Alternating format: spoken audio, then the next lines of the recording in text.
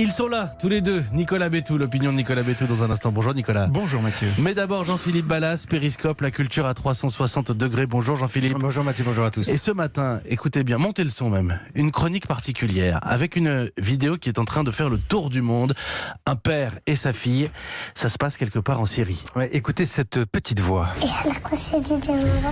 Cette petite voix, c'est celle de Salwa. Elle a 4 ans et la voici debout sur le canapé dans les bras de son père, qui les filme tous les deux avec son téléphone portable très complice. Ils chuchotent un peu comme s'ils préparaient une bonne blague. En réalité, c'est une explosion qu'ils attendent. Oui, il y a un bombardement à l'extérieur, nous sommes en Syrie, et vous allez entendre la détonation, bref, sourde. Vous allez surtout découvrir la réaction de la petite fille. Oui, ça paraît fou, mais Salwa vient d'éclater de rire, littéralement un rire en cascade.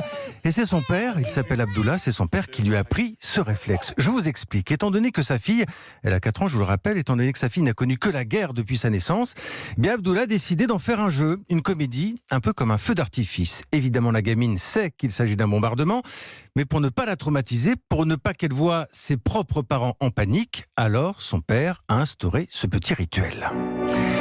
Et si je vous en parle ce matin, c'est parce que cette histoire vraie, eh bien, elle nous rappelle à tous un film sorti il y a un peu plus de 20 ans, signé Roberto Benigni, La vita è bella, la vie est belle. D'ailleurs, il y a beaucoup d'internautes qui font le parallèle ce matin. C'est l'histoire d'un père envoyé dans un camp de concentration avec son fils. On sera un petit peu serré, mais ça ira bien. C'est pas beau et ça pue ici. Je veux pas rester, je veux aller avec maman. Oui, d'accord, on ira la trouver.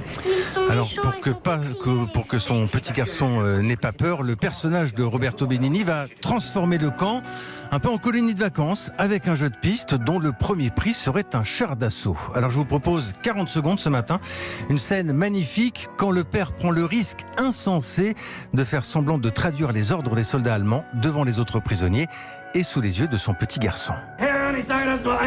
On commence le jeu. Les retardataires sont éliminés. Le premier qui obtient un total de 1000 points gagne un véritable char d'assaut. Sacré vénard. Nous, on joue le rôle des très méchants qui aboient sans arrêt et qui donnent des ordres en hurlant. Ceux qui ont peur perdent des points. Toutes les sucettes sont interdites. C'est pas la peine de réclamer, on n'en donne pas. On les mange toutes. Hier, j'en ai mangé une 20aine. J'ai un petit mal de ventre. Mais je me suis régalé. Ça a valé le coup.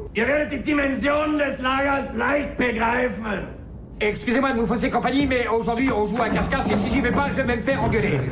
C'est un film incroyable à voir, à revoir évidemment. Pour en revenir à la réalité, Jean-Philippe, on a des nouvelles de cette famille en Syrie?